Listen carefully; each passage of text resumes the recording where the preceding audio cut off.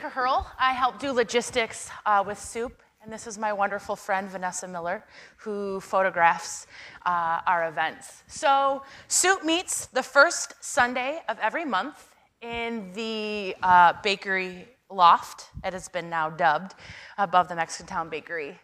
And it was started with Kate Dodrell and Jessica Hernandez, and a large group of people, of dreamers, really, are like, let's get together and let's hang out and let's eat and let's see what we can start. So for $5 you come in, you have a soup and salad and bread and always vegan pie, which is amazing. And the soup is always made by somebody in the community who's willing to share their thoughts or ideas or their project. Salad is the same thing, and oftentimes it's all locally grown. And then the bread is from Avalon Bakery that we get donated after Saturday. And we get to use this beautiful space. All of our tables are doors.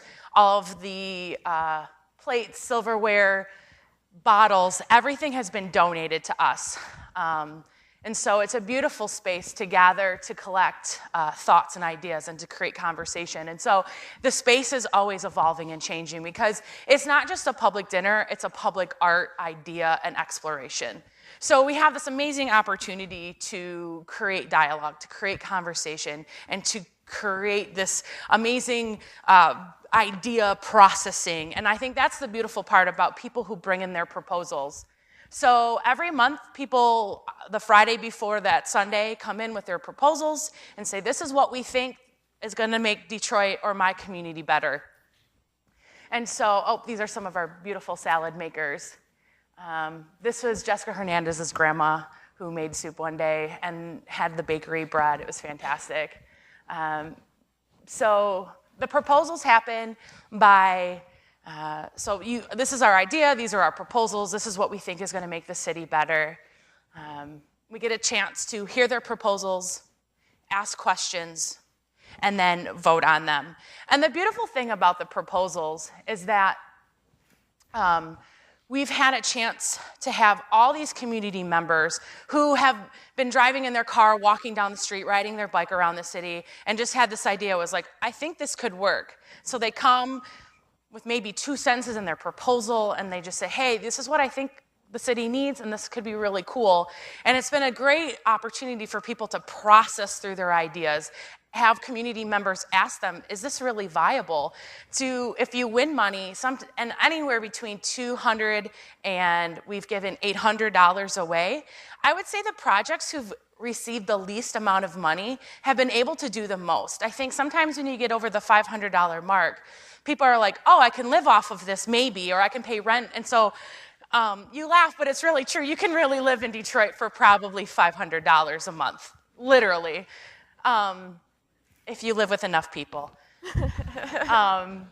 So I think that with that $500, they're able to ask those questions of, can I make this happen? And approach and attempt the project with little to $200 to $500. So there was a Detroit coloring book that was just put out around Christmas time that this gentleman's bike ride, this 8-mile bike ride to work. And so it's 90 pages, a panoramic view of his bike ride to work that Soup was able to help give money to make copies. Rust Belt Project photos, to even to the point where Phil Cooley brought up Veronica yesterday with her homelessness project. She was awarded money. And so it's looking at all types and varieties. Is it art? Is it community? Is it homelessness? We've actually give out 2 to 3 grants about homelessness within the community, really looking at real needs and asking real questions about Soup and the project proposals. And the beautiful part is that it's a democratic process. You come, you paid your $5, you have the right to give your input and your energy towards a certain project. So you get to vote, share your voice of what you think the community really needs. And what we found is that it's creating creative capital. It's not with dollars, but it's with ideas. And so we have this communal idea, like stacks this large now of people's ideas of what they think will work or not work. And so this is the gentleman who won for his bike riding idea.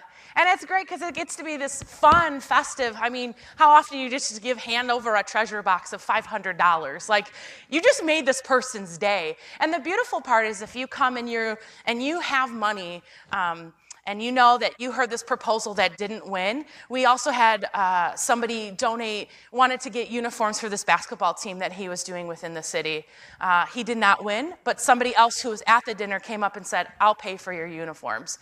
So not only is it a great networking, but it's a way to express these ideas. Okay, really quick, I just want to talk about the role of being an individual artist, a part of this community. We're able to take what we're really good at and find a place to collectively make a much bigger difference.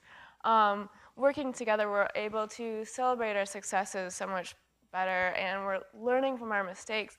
And because of that, we have the courage and the opportunity to take risks that can actually make a huge difference.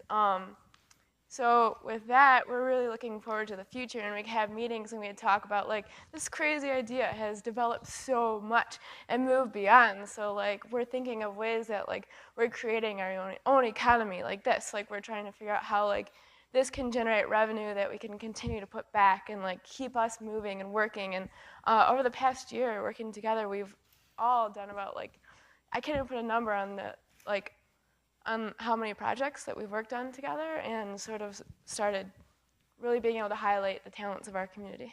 Absolutely. And I think what's amazing about living in Detroit is that this idea originally isn't our own. It was taken from an idea in Chicago, and only in Detroit can you work on a project in 6 months and be in New York Times, Metro Times, Detroit News, Detroit Free Press, and a number of other blog sites. Only in Detroit can some ragtag, foul-mouthed children, hooligans, if you will, get some sort of press on an idea of just having a conversation. And so this is a group of many of our collaborators just trying out ideas, celebrating. And so this next, we're moving into a new phase. So February is going to be our last soup in the way that we've really just showed and structured it. We're going to move it into it being seasonal, because there is a Dearborn soup now, a Spalding soup at Spalding, a Hamtramck soup, and another soup.